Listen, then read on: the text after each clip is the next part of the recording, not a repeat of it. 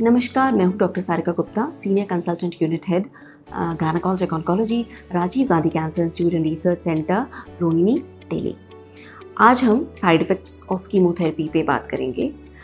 ज़्यादातर पेशेंट्स जो हमारे पास आते हैं उनका बहुत ज़्यादा भय होता है कीमोथेरेपी के लिए।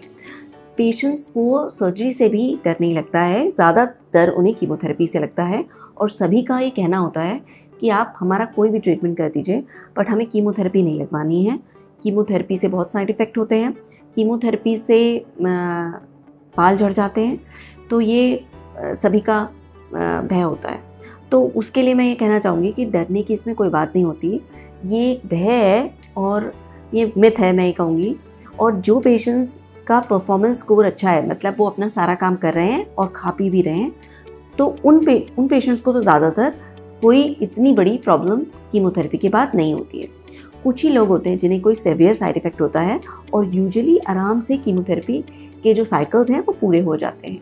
जो सबसे कॉमन साइड इफ़ेक्ट होता है वो है कि पहले और दूसरे दिन तो ज़्यादातर कुछ प्रॉब्लम नहीं होती है, उसके बाद से नोज़िया स्टार्ट होता है, मतलब जी मिचलाने की तकलीफ़ होती है।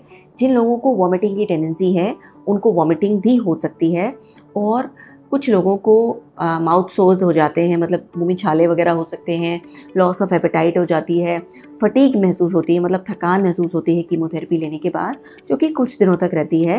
धीरे धीरे पेशेंट की जो थकान है वो भी चली जाती है। कुछ साइड इफ़ेक्ट्स जो हैं बहुत लंबे समय तक रहते हैं, जैसे कि टिंगलिंग नमनेस, मतलब कुछ आपकी नर्व्स के अंदर झन्नाना, या फिर उसको सिहरन बोलते हैं, नर्व्स में सिहरन होना, या फिर सुन्न पड़ जाना पैरों का, हाथ पैरों का, वो हो सकता है। हेयर लॉस होता है, पर जो हेयर लॉस होता है यूजुअली हेयर्स बाद में वापस आ जाते हैं। तो ये तो कुछ कॉमन साइड इफ़ेक्ट्स हैं, और ज़्यादातर साइड इफ़ेक्ट्स उस समय होते हैं, और कुछ ऐसे साइड इफ़ेक्ट्स हैं जो लंबे समय तक चलते हैं। ज़्यादातर कीमोथेरेपी जो गायनी की होती है वो 3-3 हफ्तों पे होती है, कुछ लोगों की हर हफ्ते पे भी होती है, और कुछ ऐसी ड्रग्स हैं जिनको 2-2 हफ्ते पे भी दिया जाता है। तो ज़्यादातर कीमोथेरेपी में ज़्यादा प्रॉब्लम नहीं आती। डॉक्टर आपको एक फ्लो चार्ट बना के देते हैं कि अगर कोई भी प्रॉब्लम आती है, जैसे कि कॉन्स्टिपेशन है, तो कॉन्स्टिपेशन की दवाई लिख के देते हैं वो, कि अगर होगा तो आप ये ले लीजिएगा। अगर आपको नोज़िया वॉमिटिंग है, उसके लिए भी दवाई का फ्लो चार्ट बना के देते हैं, इससे नया ठीक हो तो ये ले लीजिएगा।